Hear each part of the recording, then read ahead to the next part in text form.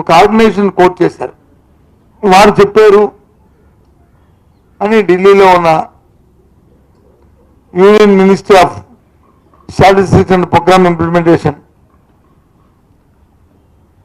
Ministry of statistics and programme implementation వారు చెప్పినట్టుగా మీరు వచ్చి నిర్ణయిస్తూ, అది 2 ప్రధానమైన పత్రికలు, ఒకటి ఈనాడు, 2 ఆంధ్రజ్యోతి బ్యానర్ ఐటెంలో 2 చేశారు.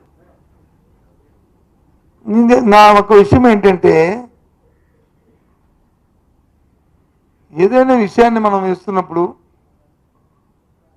అది వాస్తవం ఎంత ఉంది అనే దాన్ని కూడా చిన్న విశ్లేషణ ఆఖరిలో కొంత పెడితే ప్రజలకి కన్ఫ్యూజ్ ఉండదు.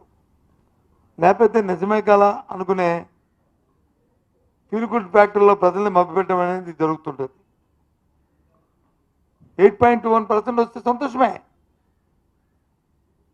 మేమేమీ దానికి వ్యతిరేకం కాదు. కానీ వాస్తవికత ఏది? అది భారతదేశంలో 2వ స్థానంలో ఉన్నదని, మొదటి స్థానం వచ్చి తమిళనాడు ఉన్నదని.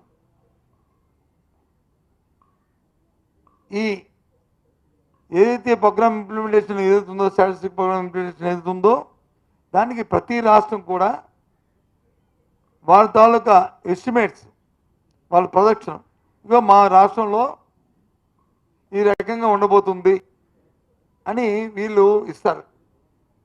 ఆ ఇచ్చిన దాంట్లో తమిళనాడు వచ్చి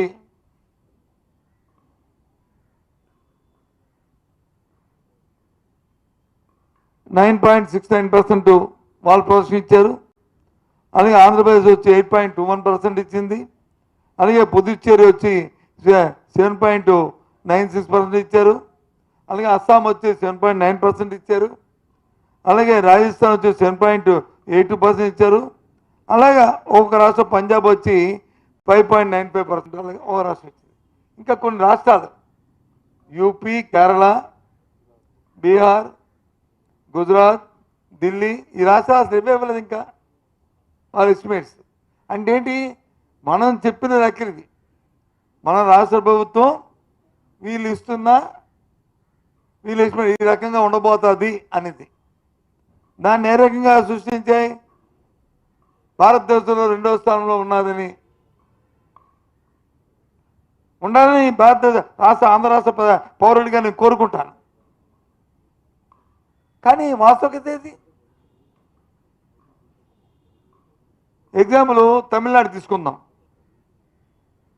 తమిళనాడు 9.69% ఇచ్చిందంటే కారణం ఏంటి? వాళ్ళకు వస్తున్న రెవెన్యూస్, వాళ్ళ ఓన్ రెవెన్యూస్ 10.64% వాళ్ళ ఓన్ రెవెన్యూస్ ఉన్నాయి. మన ఆంధ్రప్రదేశ్ ఎంత ఉంది? కాబట్టి వాళ్ళు వచ్చి 9 వస్తుందని వాళ్ళ ఎక్స్పెక్టేషన్ వాళ్ళు ఇచ్చారు. ఆంధ్రప్రదేశ్ ఎంత ఉంది? 2.69% ఉంది. ఇది వాస్తవం కాదా? ఇది అబద్ధమని చెప్తుంది. మీరు చెప్పిన లెక్కలే కదా. ఇంతేకాదు, అదర్ ఇన్కమ్ చూసుకుంటే సుమారు 32% మైనస్లో ఉంది.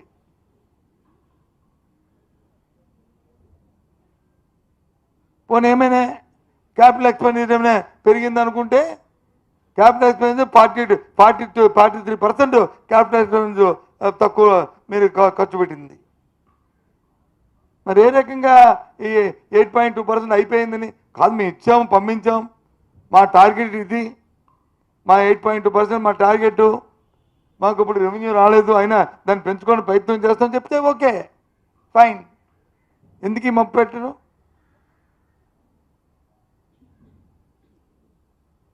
దానికి వచ్చి చక్కలు గుద్దుకొని ఓ అని తందానంటే తాను తందాను అనుకొని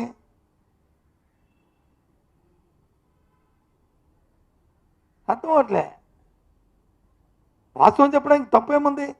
ఎస్, మా ప్రదర్శన ఇచ్చాం, కానీ ప్రదర్శన పంపించినప్పుడు కూడా వాస్తవికత ఉండాలి.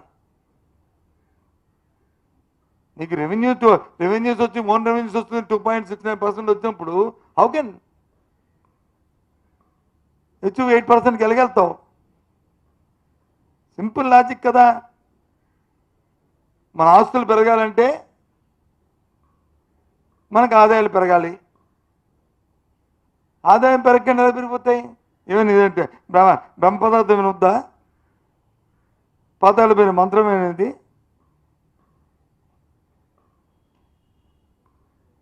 ఎక్కడ? పోనీ గత ప్రభుత్వంతో పోల్చి చేసుకుంటే గత ప్రభుత్వాల్లో అంతకుముందు రాష్ట్రం అధికారంలోకి వచ్చిన 2019లో సుమారు 3,90,00,000 కోట్ల రూపాయలు వచ్చి పాత ప్రభుత్వం 14 ముందున్న విభజనలో వచ్చిన 1,30,000 కోట్లతో కలుపుకుంటే 3,90,000 కోట్ల రూపాయలు అప్పు ఉంది. గత 5 సంవత్సరాల్లో అది 7,20,000 కోట్లకి వెళ్ళింది. అంటే ఏంటి? సుమారు దగ్గర 3,70,000 కోట్ల రూపాయలు పెరిగింది. ఎస్, పెరిగింది. ఓకే, అప్పు పెరిగింది. మరి ఈ 14 నెలల కాలం, ఈ 10 నెలల కాలంలోనే 1,48,000 కోట్లు అప్పు చేశారే.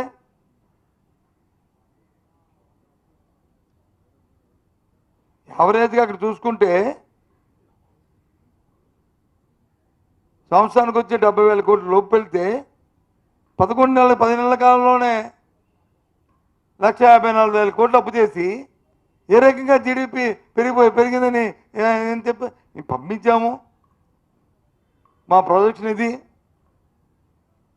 హెచ్చుకోవడానికి ప్రయత్నాలు చేస్తాము, మా రెవెన్యూస్ రాలేదు, పెంచుకోవడానికి ప్రయత్నాలు చేస్తాము అని చెప్తే పర్వాలేదు, అయిపోయింది. ఓటు అని దానికి వచ్చి తందానండి ఓ పక్క వచ్చి మిగతా, మళ్ళీ ఓ పక్క వచ్చి మంత్రులు వచ్చి అరసాలు, ఇంకొకరు వచ్చి దానికి ఇంకోటి. ఎందుకు ఇలాంటివన్నీ? ఈ ఫాల్స్ స్టేట్మెంట్, ఫాల్స్ మెసేజ్లు, దాని ఉపయోగం ఏంటి?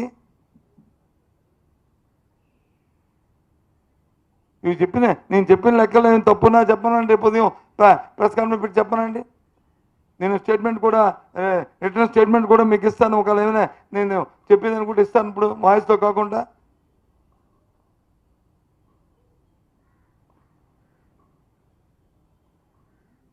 కాబట్టి దయచేసి ప్రభుత్వం పెద్దలు వాస్తవ దగ్గరగా ఉండాలి. అలాగే చెప్పారు మీరు, అధికారం రావడానికి సూపర్ 6 సూపర్ 7 అన్నారు. ఇప్పుడు సూపర్ 6 లేదు, 7 లేదు.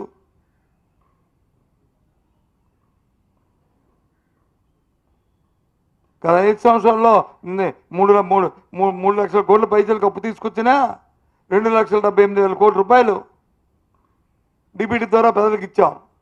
వాళ్ళ కొనుగోలు శక్తి పెంచాం, తద్వారా రాష్ట్ర ఆదాయాన్ని పెంచాం.